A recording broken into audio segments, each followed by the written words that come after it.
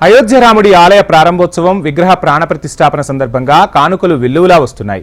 ఇప్పటికే పలువురు భక్తులు తమ భక్తితో స్వామివారి ఆలయానికి తమకు తోచిన కానుకలు పంపుతుండగా సికింద్రాబాద్ నుంచి కూడా ఓ భక్తుడు భారీ లడ్డూను తరలించేందుకు సిద్ధమయ్యాడు. కంటోన్మెంట్ కు చెందిన శ్రీరామ క్యాటరింగ్ సర్వీసెస్ యజమాని నాగభూషణం 1265 కిలోల లడ్డూను తయారు చేశారు.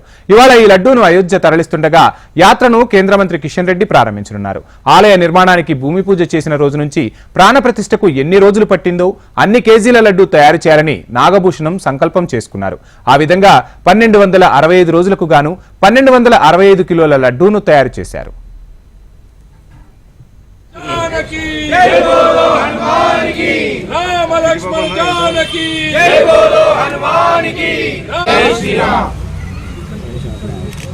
స్లోగన్స్ ఏంటి? జై శ్రీరామ్ జై శ్రీరామ్ జై శ్రీరామ్ జై శ్రీరామ్ జై శ్రీరామ్ జై శ్రీరామ్ జై శ్రీరామ్